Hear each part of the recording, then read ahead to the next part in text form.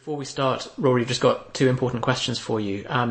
First one, what's the largest animal that you could knock out with one punch? What? Sorry, that you could kill with one punch. What? Kill with one punch? Well, I'm not totally against killing animals, but kill with one punch, largest animal. This is a good one. Can I say a small whale? Because then it sounds small whale. How thick is a whale's neck? Like that's. Yeah, but I reckon if you get that jaw right, then it'll die because it can't eat. So you punch it in the jaw and then wait for the long-term slow death, starvation. Yeah, well, it's the baleen actually. It's the baleen rather than the jaw. Yeah. Fine. Second question. I know my whales. So you punch it right in the baleen and wait for it to die of starvation. Yeah. Best answer we've got for that. Second question is, what's the largest animal you could throw over a 6-foot fence? So you're trying to work out how tough I am. Over a 6-foot fence, we'll definitely go more than human. Oh, I'd give a gorilla a shot.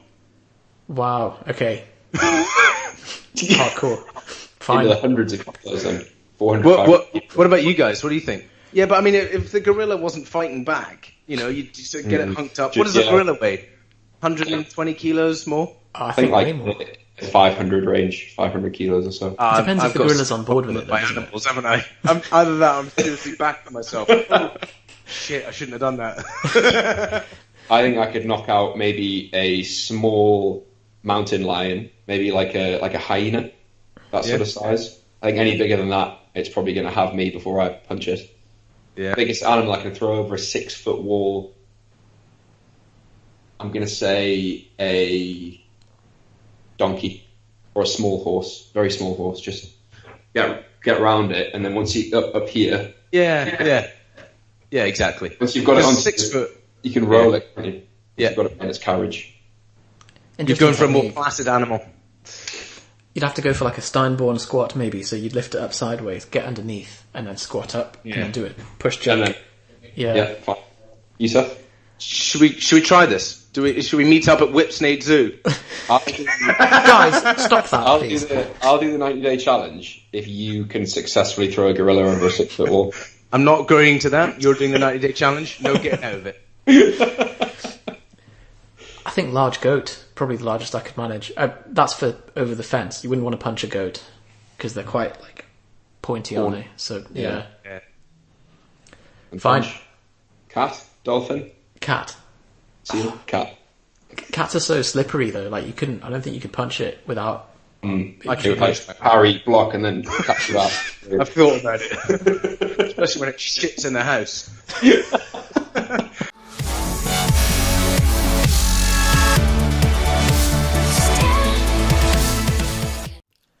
Welcome to the Propane Fitness Podcast. Yusuf here. Thanks for having me on. And we are with Rory Fairbairns from 1 Year No Beer. And in the spirit of that, I'm having a pint of shandy because I have such a beer problem that I can't have any even daytime refreshments without just some beer in it. So here we go. Cheers. In your Sports Direct mug. I love it. Hello, Rory. How you doing? Very good. So we're here with Johnny as well today. Hey, and so Rory is the man behind 1 Year No Beer, or as we misspelled 1 Year No Bear, which is a different company. Rory, can you tell us a little bit about who you are and what's the story behind this? Absolutely. 1 Year No Beer. If you haven't heard of it before, you will be soon.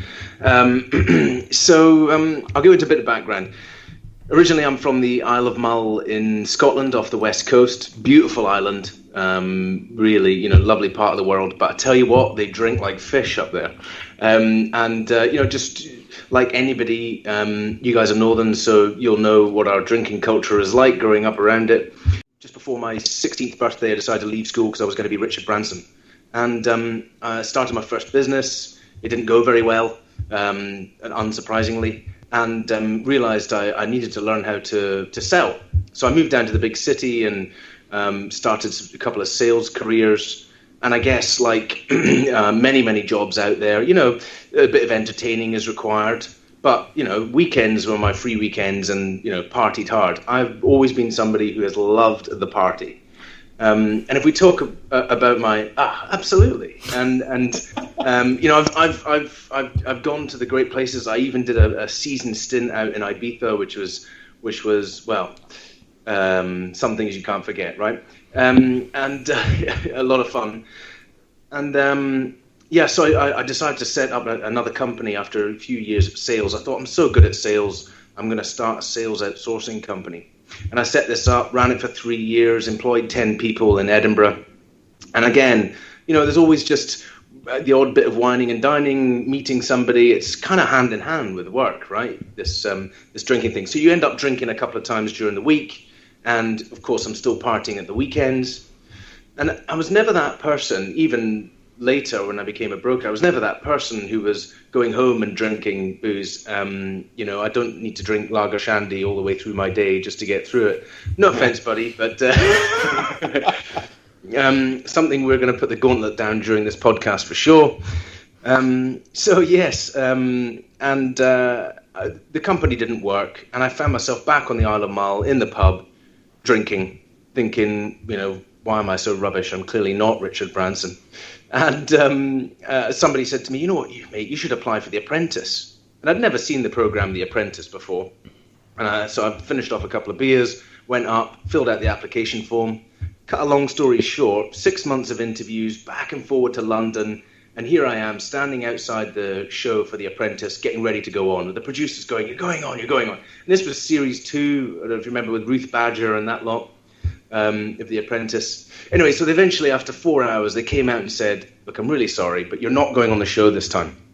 And so the option was they were going to fly me back to Scotland. And I didn't really want to go back to the Isle of Mull and my tail between my legs because they all thought I was going on the show. And so I looked at the departure board and I saw the next flight going to Ibiza. Perfect way to get over rejection. So I flew out there, went mad for a few days, enjoyed myself, and called up some friends, and I stayed at a friend's and bumped into this guy who was a broker, and he told me all about broking, and I thought, you know what, I'll give that a shot. And I found myself all of a sudden moving down to London to become an oil broker. A bit of so they always say I never got hired by Alan Sugar, but I got hired by David Houghton. Yeah. And oil broking absolutely fit me like a glove. The mix between entertaining and working hard and doing business, I absolutely thrived in. And I became a very successful broker very quickly. I've now been a broker for 11 years in London. I run a team on my desk. But I'd say about 8 years into this, I've met my wife. I've now got my first child. And really the friction is starting to happen in my life. In one hand, I want to be successful and I want to do a good job. And to me, that means entertaining and drinking alcohol because they're so intrinsically linked. It's just, that's what you do in my brain. And on the other hand, I'm starting to have these problems. Maybe my health and my fitness isn't how I want it to be. I feel lethargic, tired.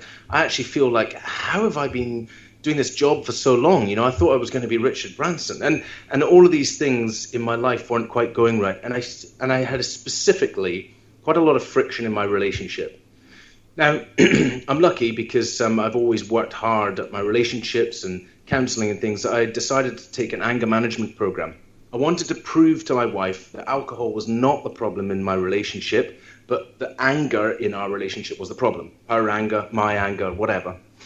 And on this course, it said that alcohol, this is interesting, I promise, alcohol and coffee are the two biggest instigators of anger. And so I thought that's really interesting. So while I'm doing this course, I'm going to drop alcohol and coffee, and I'm going to prove they're not the problem. And that is when I literally had my mind blown.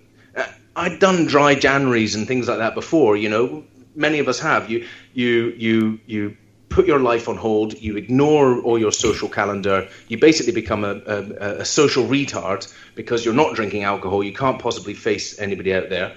But this time, doing 90 days, I had such a wake-up, a huge realization. So much changed in my life. I suddenly got fitter and healthier. I wanted to look after myself again. I wanted to, I was like, wow, I need to start businesses. This is what I need to do. So I got together with another broker in the city, Andy. We used to work together, and we said he'd given up drinking for 6 months, and we said, look, there's something the world is missing here. There's a gap between what people think they need to do with alcohol, and that is that everybody drinks and it's perfectly normal, and it's the last thing anyone blames for their problems. If you look at what people are Googling, they're never Googling how to give up alcohol. They're Googling, what's wrong with my headache, tired, why am I bored, where's my productivity gone, blah, blah, blah, blah, blah, all my health problems. And so we need to try and convince people to drop booze for 90 days so that they can have this realization themselves. And that was the birth of 1 Year No Beer. That is really interesting. And you were looking, you weren't even wanting to accept that alcohol could have been on the radar as the source of your problems when this happened. So it's not as if there's kind of a confirmation bias here. It's like, all right, fine, I'll give it a go because it's part of this program. And that's when the realization came. And exactly.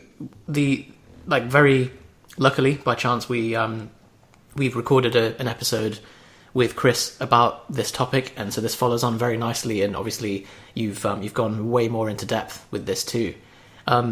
So this was your story. What was the mission for to bring this to the public and to start getting others onto this game as well? Absolutely. So when we realized that we had to convince, we started thinking about what we could create. And we knew everybody loves challenges. We were like, let's create a challenge. Let's sort of create a Tough Mudder style challenge. This is not an easy thing. This is a really difficult thing. So let's make it into this cool challenge that people can do and be proud of, not hide away from and be, oh God, I'm not drinking and I'm sorry, I'm the designated driver. No, let's get out there and go, I'm doing this really amazing challenge and I'm changing my life and I'm feeling better and healthy. So we wrote a book, an ebook, which we had at the beginning. We created, Andy's done a master's in positive psychology. He studied behavioral change techniques. He's worked on mindfulness, positive psychology, as I mentioned. And so we worked with the professors at UEL to come up with a behavioral change technique delivered over 90 days of emails that would get people to completely rethink the way they think about alcohol, to get people almost distracted enough. I mean, if you imagine your drinking self as a toddler, right? I'm not sure I don't think you guys are parents, so you probably won't get this yet. But it's all about.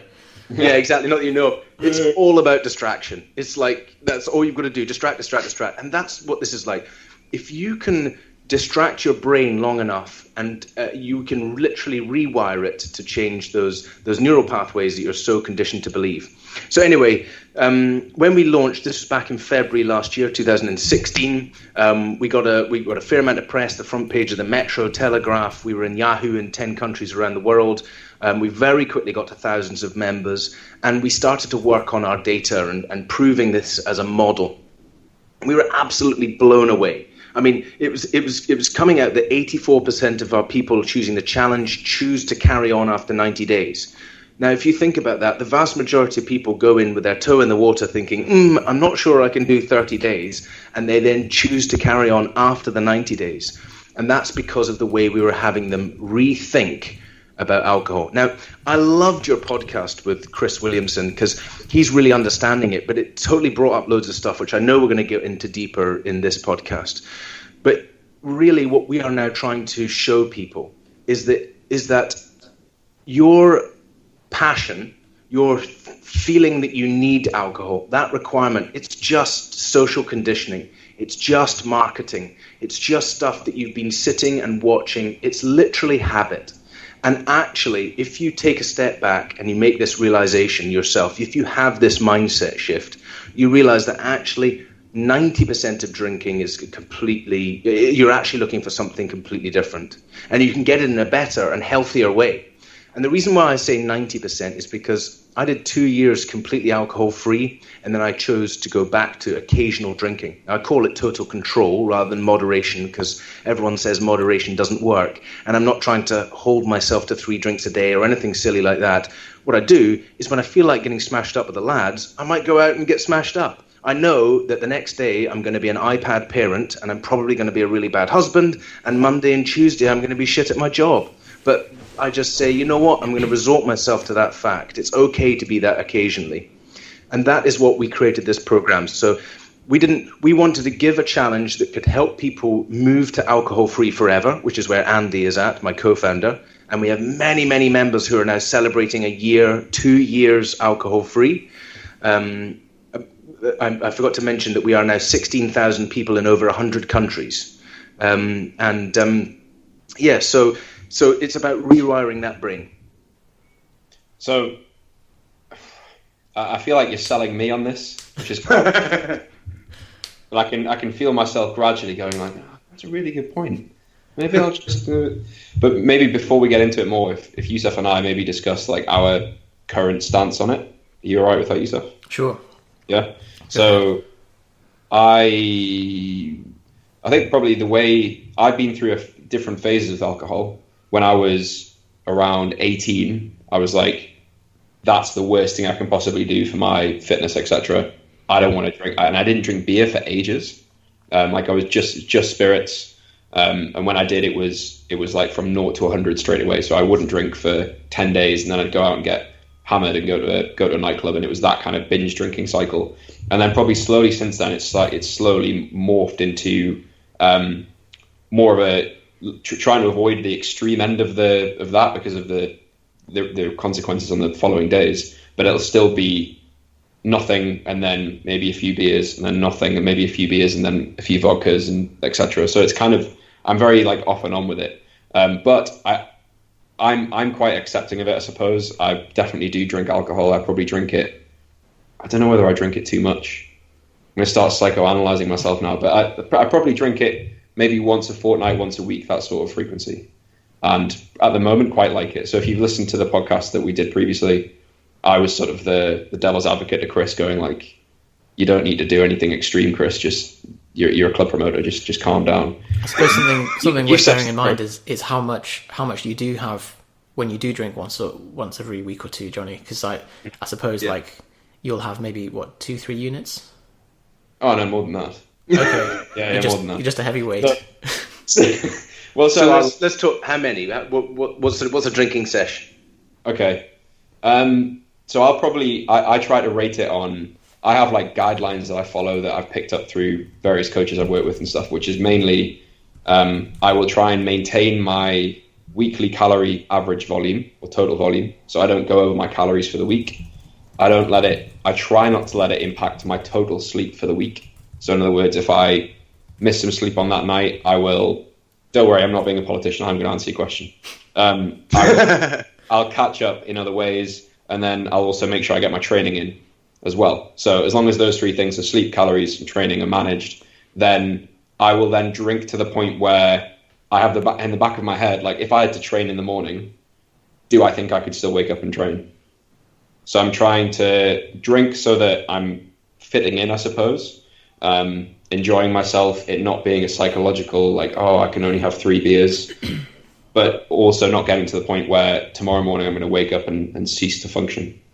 So that's probably my slightly autistic, weird way of viewing it, but that's how I manage it. Rather than holding the politician to actually answer in real numbers, how many units? All right. So probably 2 or 3 beers, and then 4 or 5 gin slimline tonics would probably take me to the point where I could wake up the next morning and still go lift some weights if I wanted to.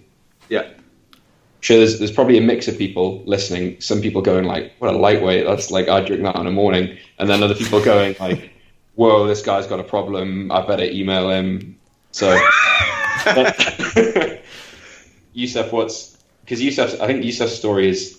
Yeah, I think I'm probably as autistic, if not more, regarding to this issue. Like, Shandy's probably as extreme as it goes for me. I was brought up as a Muslim, and which is obviously 0 alcohol, and I feel like, so I'm 27 now, probably 28 by the time this podcast goes out, 32, whatever. No, and so it kind of, I feel like I bypassed the awkward years of my life without alcohol, where you're being made to go out for Freshers Week and all of that stuff. And it's just really unpleasant. I think if you've ever done a night out, especially to a shit night where you're not drinking, you're just like, by midnight, you're like, I want to go home. and people are just getting started. They're like, "Wait," and then it's like 2 a.m. and you're like, I really want to kill myself now. So I think it's only been this year where I thought, you know what, I'm being unnecessarily biased against this, and it's not something that I can really comment on until I've tried it. So I have, and I was a bit underwhelmed. It was kind of quite a boring drug in the sense that, like, I feel like cognitively you're similar, you're just slightly more steady, slightly more, well, steady mentally, but more ataxic, a bit slower. But as Johnny said, it kind of, because it wipes out the rest of the day, the following day, and your training and so on, the cost benefit doesn't seem to match up for me. So I'm kind of back to being teetotal really after a very brief trial. And I think we just have to be empirical about things, and, you know, everything apart from incest, they say, don't they, that you should try once to establish whether it's for you or not. The other thing that just came when to did they mind, bring that incest rule in? It's only really recent. The old exception, yeah. I think we've had to revise the rule. It's a recent one, right? Okay. Yeah, people were abusing it, so they thought it was so commonplace. That's it. And yeah, as Johnny said as well, like having, I think it, and I'm sure. Well, in fact, this was what you said, that you took some time off drinking, and then when you reintroduced it, you were able to enjoy it as and when it came, without being sucked into it. And I suppose you do have to deliberately, with any vice, and I've certainly got other vices, and I've kind of developed coping mechanisms around not having to drink, and then instead getting my kicks elsewhere. But I think you have to detach from it fully before you can then reintroduce it and enjoy it without the compulsion and without being drawn into needing it, if that makes sense. Abstinence breeds control. What's that?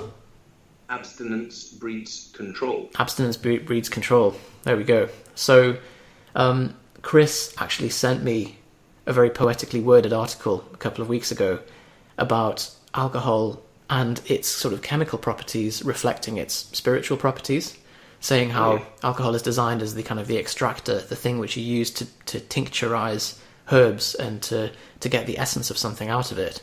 And the article was trying to say that spiritually it does the same thing, that it takes away your essence for a while, and the more drunk you get, the more you leave yourself open for foreign psychic entities to come and possess you. And that's kind of a poetically worded way to say that you're open to your more basal instincts being taken over by anger, as you said, or by so interested in your thoughts on that. But it's a natural depressant, and nobody's blaming it for that. Sitting there feeling depressed, unhappy, sad, and not linking the two. We're not talking about.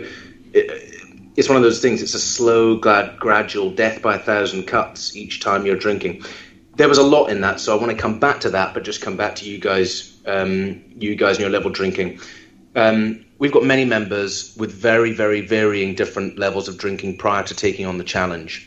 We've got lots of people who are very moderate drinkers who have seen huge benefits, not just in them, and this is one of the key things, but in the people around them. It's living by example, and the effects that it can have on your brothers and sisters, your parents, your colleagues, your friends can be quite large. And that is like a fantastic way to live your life. If you have somebody near you who's affected by this, and almost all of us do, we have somebody who we know who drinks a bit too much. It can have a very positive knock-on effect like that. You guys will be used to that with your health anyway. The one thing I say to anyone, so based on the fact that almost on the sliding scale we've had people benefit in ways, and the ways people benefit are very far-reaching. We've got guys who've had, skin problems and psoriasis that have been cleared up, been told, nothing would sort it out, using all sorts of different creams and pills. Of course, tons of relationships saved. We've got a guy in Dubai who was doing 5 years of IVF, told he had not enough swimmers, that he would never get pregnant naturally. 100 days into our challenge, they get pregnant naturally. They've now had their baby, called her Amber Faith after the colour of our logo. That's so awesome. Our first OYMB baby. But it's I get letters written to me and posts and all sorts about the effect this is having on families and everything else. It's an incredibly wide-reaching thing. So just linking back to where you guys are, I just say, what if? What if?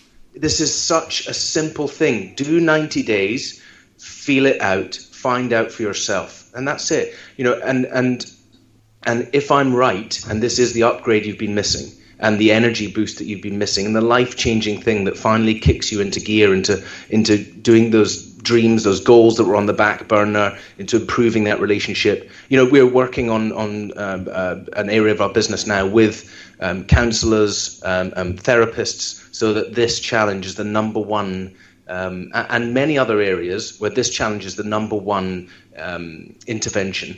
Prior to going into couples counselling, the pair of you do 90 days off the booze, because you can't talk about your marriage while you're still numbing yourself. So things like PTSD, etc., it's far-reaching. And the other thing I would say that's different about our challenge, as we kind of touched on before, sure, anyone can go out there and you can trial and error and work out how to try and give up drinking on your own. Yes, you just stop drinking, no problem. What our system does is teaches you how to navigate through those waters. It's like any good plan, right? You go out there and say, I want a 6-pack of abs. Cool, go and run around the garden a bit, right? It's going to take you a while to get there. Or you can go and buy the plan from Propane Fitness, and you can shortcut all of that with years of understanding and expertise. And that's it. Thanks, branding. High up fitness and nutrition and abs in 10 days. You can shortcut it by using a plan and a strategy that somebody else has created for you. And that's what our system is. It's to help you have that mindset shift. So, you, Jonathan, you're talking about drinking to fit in. Well, I've got good news for you. That is about to change. There's a massive paradigm shift happening out there. Millennials are drinking considerably less than anybody else was. The reason why we all drink so much as an older generation is because we were marketed to so heavily to. You've got major conglomerates like AB InBev, who are the largest brewer in the world, putting a public statement that they want 20% of their beers to come from alcohol-free. That's a massive tectonic shift. And so over the next 10 years, everybody out there will be asked to consider their relationship with alcohol. They will be thinking about changing. And what we are pioneers. We are saying, you know what, I want to be ahead of the game. I want to see if this is true. Do I really need to drink it, or do I not? And just the other thing we touched on was about the social aspect. In reality, we all ran about like absolute lunatics before we were old enough to drink. We wanted to stay out till as late as we could. We had a wild and free time. We have been conditioned to believe that we are at a lower level, or we are not on the same level as everybody else when we're not drinking. And when you lift that lid and you go in with an open mind and an open heart, yeah, drunk people are drunk people, but you can still have fun because they don't fucking remember, right? Now, I've done all sorts of events, and this is part of the mindset shift. People say to me, I couldn't do your challenge right now because I've got a wedding coming up, or a stag do, or something like that. And I say, that's brilliant news. This is why you should start the challenge. Because, do you want to do a challenge which is a little walk over a hill, or do you want to come and climb a fucking mountain and learn and say, fuck me, I climbed that mountain? Because when you go to the stag in Berlin, like I did, for 3 days, and I was in Europe's largest tech house at 6:30 in the morning, surrounded by guys who were chewing their face off and absolutely pissed, only thinking about where they were going to get their next drink or whatever from, and I'm just standing there dancing, having an amazing time, loving the music. It was brilliant. But when I do that, I consciously rewire my brain to realize you do not need to have alcohol to have a good time. You don't need alcohol to enjoy your friends. And so often we are misguided in our thinking, and we say, well, I want to go to the pub and have fun with the guys. What you're looking for is social inclusion. It's a deep understanding inside you, which if you deny, like hiding away during dry January, then you're just going to fail. You're going to fall back to drinking. But if you go out there and explore it and enjoy it and love being alcohol-free, then you will realize you didn't need it. So I actually really agree with everything that you've said.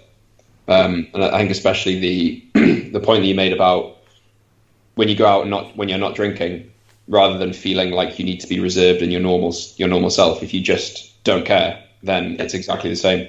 And when the period I mentioned where I was super bodybuilding focused and didn't drink at uni, though that was my experience a lot of the time.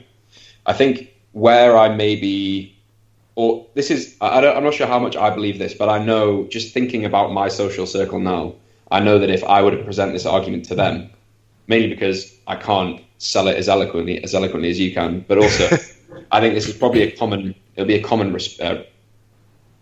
like rejection of the concept is, I think people don't like being told that they have a problem that they aren't already aware of themselves. So there's a similar thing moving with gluten, paleo, dairy, veganism, like concepts that are, you should do this because trust me, honestly, you have a problem with it, even though in your life at the moment, you maybe don't feel like you do. Yep. So how do you get around the idea that like there are probably a lot of people that drink in moderation, whatever that means, don't feel like it impacts their relationships, their lives, their health, etc. Yeah, where I was. Yeah, and I suppose they look at you, they look at your movement and think, well, that's financially motivated. How do you overcome that objection or that obstacle? Yeah, so I think the key thing is what we had to do for myself was to convince myself to do the challenge in a different way. And that's how we are portraying it to other people. Nobody wants to give up drinking. Are you kidding me? It's fucking awesome. You go out, you have a brilliant time, you have a laugh with yourself, you let go, you release, you relax. It has all of these benefits when you start drinking. But nobody wants the after effects. Nobody wants the long-term depressing, the poor health, bad decisions later in the evening. Was it you or Chris who was talking about waking up next to a woman every time he gets shit-faced? That would be Chris. The question was, I saw, we didn't grade them, did they? I mean, did he wake up next to, lifelong partners or... Chris actually probably does grade them, to be honest. It's a system. But yeah. I know, how conscious is he when he's pissed? No, True. But the point I'm making, slightly off topic there, but the point I'm making is that we needed to disguise it inside this challenge, and that's the same thing for other people. So look at our website. It is totally different to anything else out there. We do not use any stigmatized words like dry or sober or you've got a problem. No, you don't have a problem. You were being conditioned to be this way. We totally understand. What we're saying is come and do this challenge and try it out for yourself. Now, when you say about the financially motivated, this is what happened when we launched. So we launched and we gave everything away for free. And we very quickly got up to thousands of members, predominantly in the UK, lots in the US. We had a big following in Brazil, who would know? And when we gave it up for free, of course, it costs to deliver something like this. The costs are actually astronomical. I'm sure you guys know that going out and doing all this stuff. Now, I'm still in my full-time job, which means I have to hire a lot of people to do a lot of the work for me, to plan stuff, reach out to people, to moderate the forums, the community, to support the program, to build it in the first place. We built 4 of the... I'm holding up the sign of 3 and saying 4. 4! I can count. We built 4 websites pretty much that 3 never worked. And we spent so much money on trying to fix these. Now, what we realized is when we did some research with Stirling University, when we opened up our community to free to people, we had a whole bunch of people who came in and they weren't getting our mindset shift. They were trying to learn from the people who were in our community, and they were trying to do it on their own behalf. And you know what happened? They failed, and they failed, and they failed, and they came back and reset back to day one again and again and again and again, and it brought the whole system down. And suddenly our success rate was diving. We said, this is not working. And that's when we actually discovered something unique, is that we have a mindset shift, and that is our product. Our product isn't giving up booze. Our product is getting somebody a plan, a strategy to have a mindset shift, to live alcohol-free in a completely alcohol-drenched society. So that's what our training does. So what I say to that whole part we just talked about is it's very simple. Go yourself, couple of friends, say, I'm thinking about doing this challenge. Now, what does the challenge actually involve? Okay, so day one, you come and you sign up and you get a couple of emails which explain about this challenge. First step, book into a physical challenge that stretches you today, something beyond 90 days. Now, if you're already pretty fit, that might be going for an ultra. If you're not that fit, then it might be just going for your first Tough Mudder or even just do 5K park run. We had a 69-year-old Ram in India whose 90-day goal was to walk a mile. Right? That's just what he wanted to do, is walk a mile on his own. But so it's very varying fitness levels. With the 1 Year No Beer team this year, I'm doing 3 different Spartan races. I've already done a couple of Tough Mudders. I did the 3 Peaks a couple of weekends ago. And we do this as a community. We do this together. Now, it doesn't have to be together. You do it completely on your own. But this is part of your excuse. When somebody's in the pub, this is what we aimed everything at. When somebody's in the pub and said, what do you want to drink? You say, I'm just having, I'll have a Heineken Zero, or I'll have a, what's that, Nanny State. What, you're not drinking? No, I'm focusing on my Tough Mudder in 90 days. I'm just doing this 90-day challenge off the booze. It sounds so much better. It sounds so much more confident than saying, oh, I'm not drinking at the moment. And they go, what?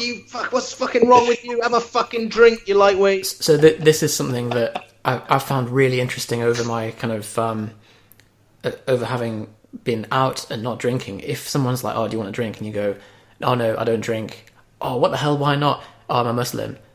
Like, oh, okay. Oh, really sorry, mate. I don't mean to offend you there. Or if you say like, oh, I'm driving, whatever it is. If you have a reason, it's fine. But if you just say, I don't drink, instantly it's like you're a bit weird. Like there's something wrong with you. What? So I think when you have like, I'm doing a 90-day challenge, it's for a specific thing. Suddenly it becomes acceptable. It's more of an excuse. And the thing is, what's really exciting is we all talk about this in the community. There is a point when I don't drink is the scariest prospect, and then it's the most exciting one, because actually you're full of confidence and people look at you and go, fucking hell, man, you look amazing, your eyes are bright, you look fit, healthy, what's going on? And you go, yeah, I don't drink, or I stop drinking. And it's a very, very empowering thing. And in the first instance, people come on and they go, I'm worried about sharing this on my social media. I'm worried about telling friends this. And then within a few weeks, when they get it, they're sharing it everywhere and saying, this is amazing, come and join us, it's brilliant. So it's definitely a shift. One thing I just want to touch into there is something very important, and that is tribalism. Again, something so innate to ourselves that we all want to belong to a tribe. The tribe that we belong to, that we know, drinks like fish. You say, Jonathan, when you go out, that you drink that amount. I counted it up. That's pretty much standard drinking amounts if you're going for a night out, right? Probably 8 drinks. It's pacing. We get taught pacing early on. If you don't drink quick enough, there's something wrong with you, blah, blah, blah, blah. So that's why you drink that amount every time you go out. So we're all so used to that. This is belonging to the tribe. Now, what happens when somebody leaves the tribe? The tribe gets defensive and fearful. Mm-hmm. They're worried about their own... What, are you leaving the tribe? And that's the reaction you get. And if you understand it, if you know how to work with that, then it's just like, it's okay, guys. But the other key thing is, we have something very unique today that we've never had in the past, and it's called social media. It's called the reach of the internet. And so now we've built a tribe that you can belong to in those early days. And this is very, very key. If you don't have a tribe to belong to when you try and give up drinking, you'll probably fail because it's so ingrained in you. You'll go back to the old way with your tribe you hang out with. But if you start to work your way towards finding a new tribe, we use social media to begin with, and then you come to, with meetups all over the world, or you start joining people at more fitness-based things, and you start making friends and doing things slightly differently, as you mentioned in the previous podcast, that's when you start to make lifelong change. I think this is something that we mention a little bit in the fitness context as well, this tribalism sense that if you're making a fitness change and the people that you're hanging around with are not at that stage in their lives or that it's not their focus, quite often it'll make them uncomfortable because, especially if it's overt, because it's like you're holding up a mirror or a reflection to what they're not doing, and it makes people uncomfortable, and they'll try and pull you back down unless you either surround yourself with people who are aligned with the goal, or you conceal your efforts and you just kind of quietly go out for a pizza, and you don't sit there trying to track it in MyFitnessPal and making a big deal of it. And so we use the swan analogy, where the swan is gliding along the top of the water and it looks like it's effortless, but underneath there's a very calculated movement. Paddling away. Yeah, moving it along. Just something else on tribalism that you mentioned. I wanted to ask you about this, which is the sense of social freedom from being out. Now, I know I'm not one to really comment on this because I've not fully been on both sides of this, mainly on the not drinking side, but the level to which people require alcohol on any night out, to me, appears pathological. It appears like more than like if there isn't any drinks, it's almost like it's seen like a bit of a sort of kids' night out and stuff. What's the point? And I wonder whether this sense of social freedom comes from trying to counteract like the very British, neurotic, kind of reserved approach, and that when you have alcohol, you have this license to be silly. How much do you think is the alcohol, and how much is it that they've been given the license and then they can loosen up, and it's more about the social momentum? And do you think the alcohol is necessary in that? Because you said that you've got to the point where you'll be able to go out and you'll still be able to be fun without necessarily needing the alcohol to push you along the way there. Yeah, I mean, don't know. Do Muslims go out and have fun? Well, some do. Some are pretty boring, but yeah. I'm pretty sure they do now and again. But I think a huge amount of it is social conditioning, and I can prove it to you. Go out and drink Heineken Zero all night, and go out with an open mind. You know, so much of it is the feeling of the bottle, the refreshing drink, taste of the beer, the action, being around socially with people. That's where you rewire your brain. You're right. It's not of course it loosens you up and relaxes you. There are other ways to loosen up and to find yourself less tense. So if you're talking about the long-term challenge and what we're teaching as well, we need people doing mindfulness. Yoga is important. You know, mindfulness and becoming aware of your habits is so important. And you know, it's not just the buzzword out there. The science is irrefutable in mindfulness and meditation. It's really a practice we need to be cultivating. We start integrating that early. If you haven't tried it, just give it a shot during this challenge. It will help. But those are the kind of ways you find new ways to relax. And also, you know, by not drinking on an ongoing basis, your level of tension has reduced anyway. Your level of, because it's a depressant, your level of upset is reduced. So you feel happier, you feel calmer. So I do think that a huge element of our going out is conditioning socially, just that we believed, absolute habit. And I think we'll see that cultural shift now when people go to bars. If we could wind forward 20 years, and what the bar is 50% alcohol and 50% not, and people are like, well, why are you drinking? You know, you're not working tomorrow?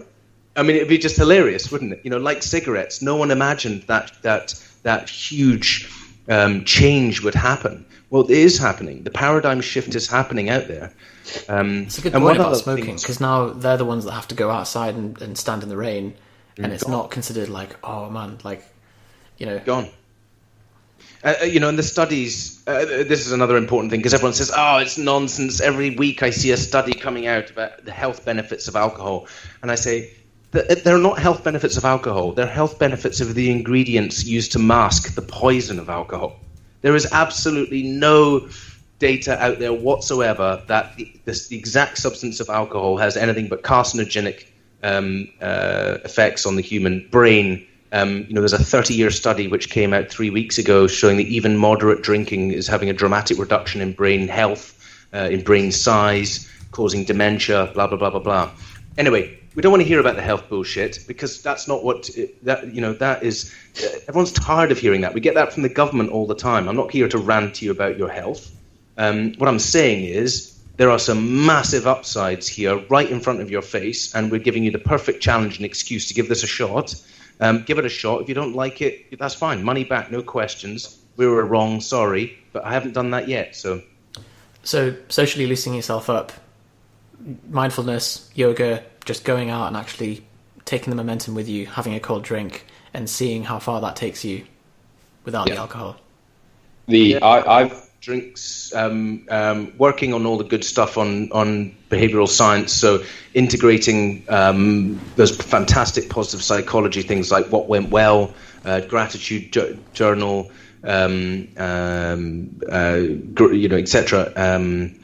Journaling, morning routines, all that good stuff is what we start getting people to do on our challenge. And of course, you know, giving back is such a huge thing. When people go through this change themselves and they have the realization, let's call it, it's gone right in my mind. Look at that. So that's the ADHD brain. What's it called when you have a epiphany? Just came to me. An epiphany. So when they have their epiphany and go, fucking hell, that guy on TV was right, that is when they go, I must tell other people. I must help other people. And we give them the community to do that, to support new people coming through, to tell them about their story, share their story, and help the people around them. I think of everything that you've said, the thing that's probably resonated the most with me, or the thing that I think would be, whenever this gets brought up, it's the thing I always go to, and that is the impact, the social relevance, the social impact, and the you're so such a lightweight if you're not drinking. And I've been part of arguments that involve, someone turns up to something and they're driven, and that person's almost immediately socially outcast, I've been part of that. I've been part of that. Can't trust him. Doesn't drink. Exactly. Like, what a weirdo. Like, we actually prefer if you left, if that's okay. And it's the tribe analogy is perfect. Is someone does something to challenge the norm, the status quo in that tribe, and suddenly it's like, you're not part of us anymore. And I think probably if all of my friends today turned around and said, I'm not drinking for 90 days, I would just be like, fine. At least that's how I feel about it. I'm going to hang out with you even more. Well, because I think it interests me, and generally my attitude is, like, if something sounds challenging, like, I'll give it a shot.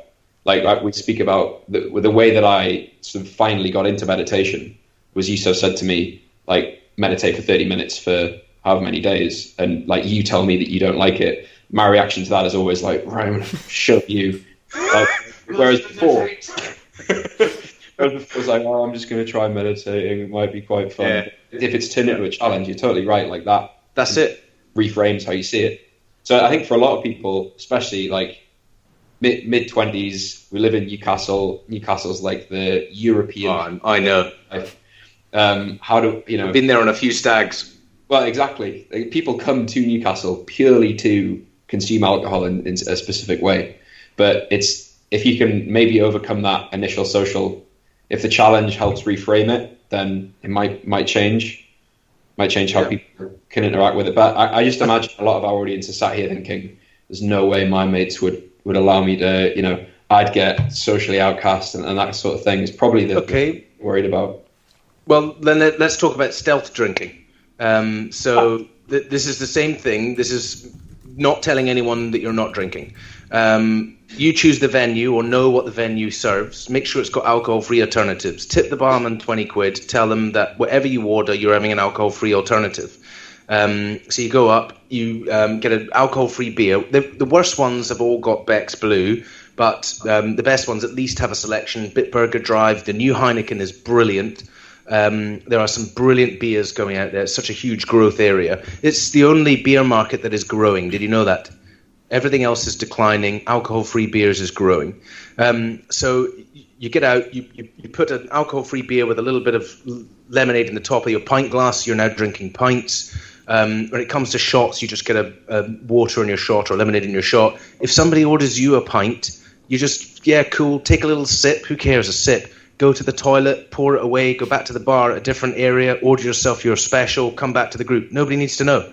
There are loads of little techniques you can get away with it. If you're going to a wedding or something like that, take an alcohol-free wine with you, give it to the servers, ask them to make sure that they're pouring your glass. Nobody needs to know. It's a shame that the social structures are so strong that we have to go stealth drinking. Behave that way. It's so interesting. It's in the early stages, because when you feel confident in it, it doesn't matter. And the other thing is, everyone is expecting you to behave in a certain way when you don't drink, because that's how people behave when they don't drink. They go home early, they fucking whinge all night, they complain about everyone being drunk. So don't be that guy. Go out, have a bloody good time, dance on a fucking table, pull a bird, have fun.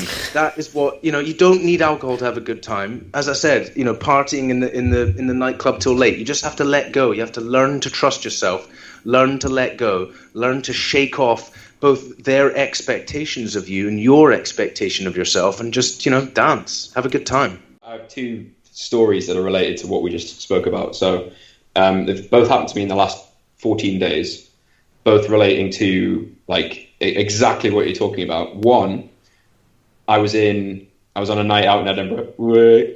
I was on a night out drinking and Rose Street. Yeah. Went to the toilet with one of my friends. And we both had a gin and tonic. I'll not mention his name because I think he does listen to this. And I watched him pour the drink down the sink and fill it up with water again. And I just remember like just watching, like someone just brought in the drink. He went straight to the toilet, poured it down the sink, filled it up with water, and then walked out again and stands drinking in the circle of people, and no one mentions a thing. And suddenly he's gone from having like a double gin and tonic to a glass of water, and everyone treats him exactly the same way. But if he'd ordered the water, well, I was like, but who is this guy? Like, you bastard! He's just bought you a drink. Like that would cost him like £6-7, maybe even more, and you're just like. So that was number one. So I was quite impressed, and it related to what you're saying. Number two, in a bar, someone ordered me a beer, or ordered me and him a beer, and it was the Brewdog Nanny State. Now, I'd never heard of that before. We sit down, and I notice that it says alcohol-free on the side of it. And I said to the guy, there's something really weird about this beer.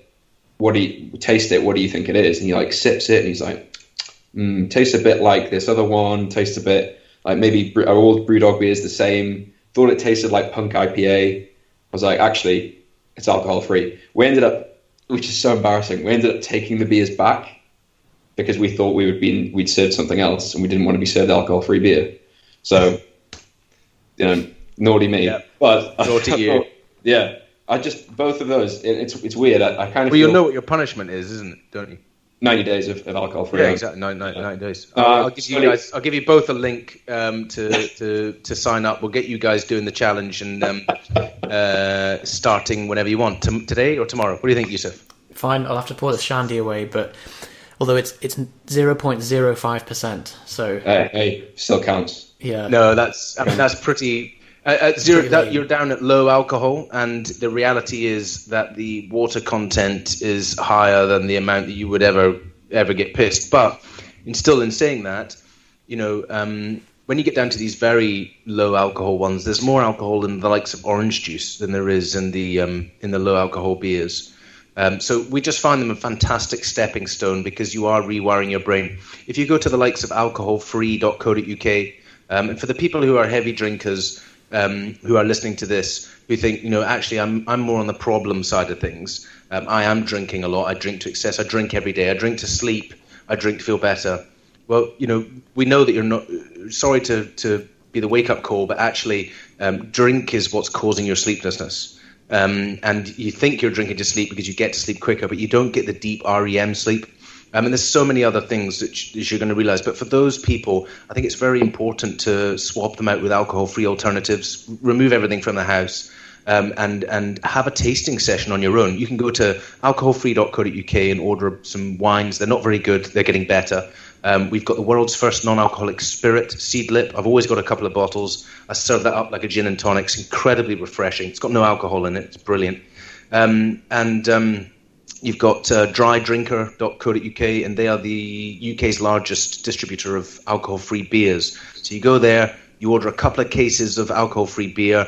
You by the time the other guys are drinking, maybe it's poker night, whatever it is, you can go 2, 3, 4 different bottles, or maybe you have a tasting night each Thursday and Friday. You get through a month without even realizing you've not had any beer or not had any alcohol. So they're really important in the early days. And for the people who are listening who maybe think they're a much higher level than that, they're talking about maybe the words like alcoholic. I'm not a fan of the word alcoholic. I think, again, it's all coming down to social conditioning. I don't think there's a gene out there that makes you an alcoholic. I don't think there's a disease. I think that we are more predisposed to addictive behavior. I certainly am. I'm ADHD. And so for those people, this program may not be for them. And the reason why I say that is because often those people need more support than we can give them. This is a social challenge for people who are just thinking about getting an upgrade in life and want to see if there are benefits to their life, which I promise you there are. If you're drinking anything more than 14 units, the recommended amount, I promise you there are wide-reaching benefits for you out there. But yeah, so if you've got the problem, it's worthwhile seeking professional help. So there's the benefits of stopping, and I think on the flip side, seeing, as you said, the far end where alcohol abuse really gets to the extreme point. Like, go onto any hepatobiliary ward in a hospital, and you'll see some pretty extreme cases of ill health. This year, seen some people in a pretty bad state, and it certainly doesn't act as a good advertisement for alcohol. So, Rory, onto sex, just because.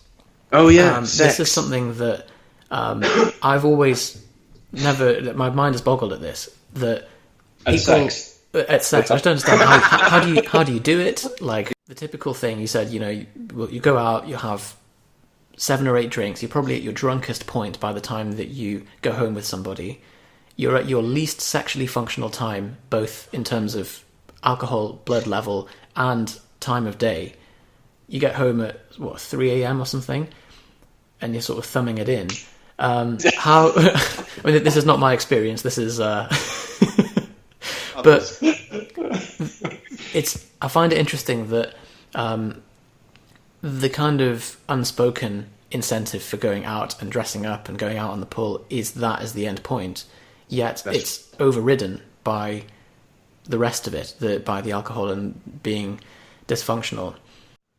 I don't want to sit here and be like, oh, holier than now, everything is perfect. Come and do this because it's amazing. Because there's changes. Life is not going to be the same. During that period of time, there are adjustments. But what we want to do is get improvements in life in ways maybe you didn't realize, right?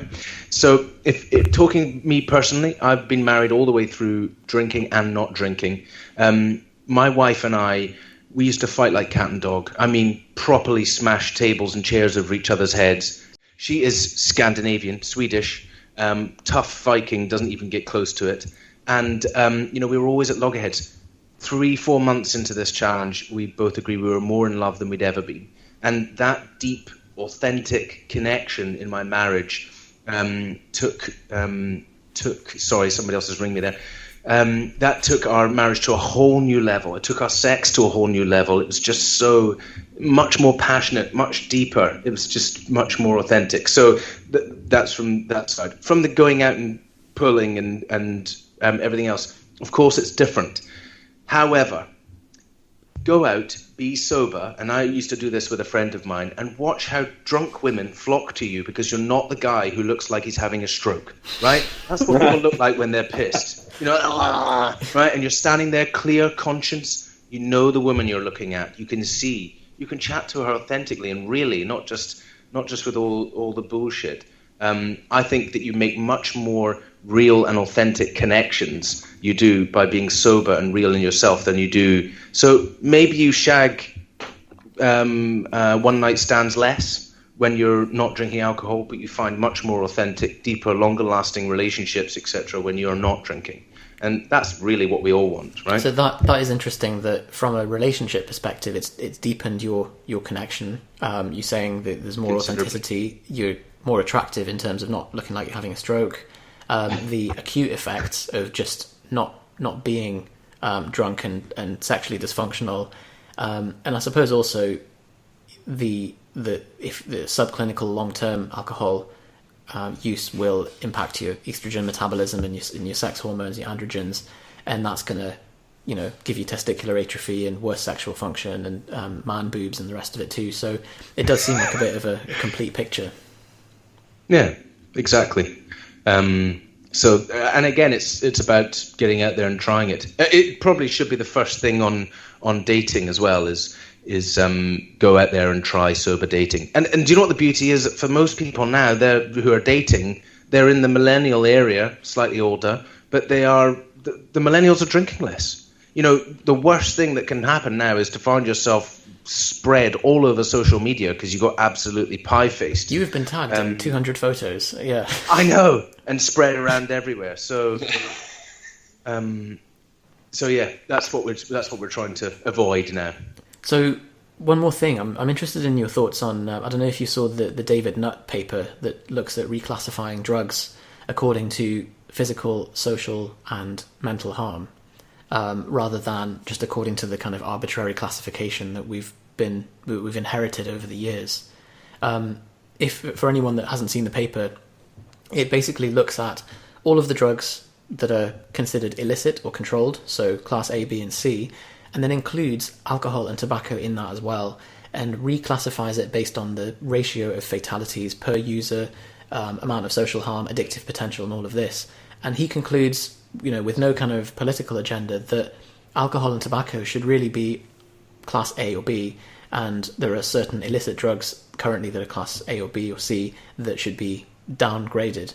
And obviously that wasn't. Yeah, I mean, it wasn't very popular with the existing Ministry of Health, but it's very interesting to see that it was just, if you take a purely evidence-based perspective on it, you get a very different picture, and it's more just that alcohol and tobacco have just managed to slip through the net, and because they remain and they're so embedded in our culture, they, despite being categorically proven to be harmful and carcinogenic and the rest of it, cost the economy billions. Well, yeah.